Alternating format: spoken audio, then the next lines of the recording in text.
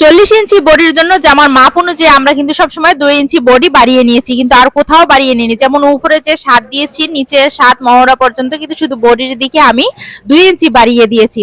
যেখান থেকে বডির মাপ আমরা নিয়েছি সেখান থেকে ফাড়ি মাপ নিব 14। তাহলে 14 নিলে 7-এর মধ্যে একটা টিক। বডি থেকে কোমরের সাইডে কিন্তু 1 ইঞ্চি কম হবে, তাহলে আমাদের নিচে যতটুকু আছে ততটুকুই লম্বা দিব। আর যদি লম্বা আপনাদের বেশি মনে হয় তাহলে কিন্তু এই যে উপর সাইড দিয়ে আপনারা সমান করে লম্বা টিকিয়ে নিতে পারবেন যত আপনাদের কাস্টমার চায়। তারপরে এই কাপড়টা সুন্দর করে কেটে নেবেন আর মোহর অনুযায়ী।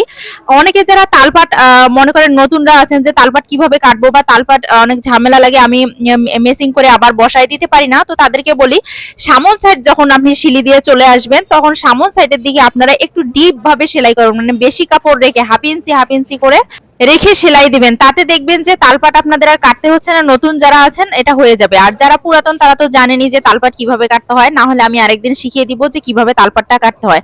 দেখো আপুরা, তারপরে নিচের যে জামানটা আছে সেটা কিন্তু 40 বডির জন্য 26, 27, 28 রাখবে আর তার সাথে শিলির জন্য 2 ইঞ্চি রেখে দিবে যোগ করে, তারপরে কাটবে।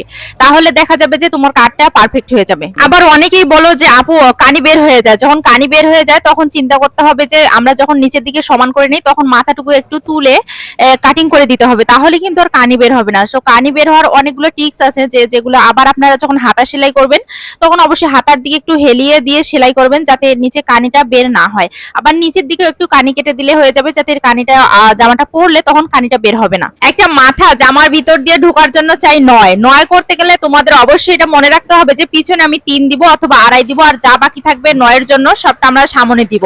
সামনের গলা যদি বেশি করতে না চাও বা বড় কেউ করতে না চায় তাহলে অবশ্যই পিছনের দিকে 3 দিও। আর যদি বলা যায় যে তারা চিকন মানুষ 32 বা 34 বডির জন্য তাহলে দিবা সামনে 6, নিচে হচ্ছে 2.5, এরকম দিলেও হবে। একটা মাথা ঢুকানোর জন্য 9 ইঞ্চি এনাফ।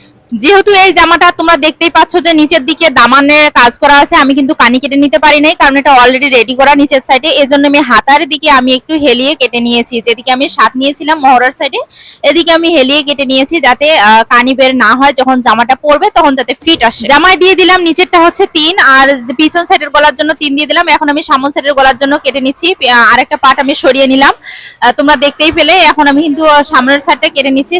কাস্টমার বলেছে সামনেও গোল গলা হবে, তাই আমি গোল গলার জন্য রেডি করে নিচ্ছি। সামনেও গোল গলার জন্য সামনেও 6 দিয়ে দিলাম। যেহেতু আমরা যখন বক্রম বসাবো আর কাপড় সিলি করবো তখন হাফ ইঞ্চি করে এমনি আটকায় যায়। বেশিরভাগই 3 পিসে যখন হাতা রেডি করা থাকে তখন কি যে ভালো লাগে। আচ্ছা, এখানে আমরা হাতার কাপড় অলরেডি 9 পেয়ে গেছি, তো 9 যখন পেয়েছি তখন আমরা নিচের মুটার জন্য মাপ নিব।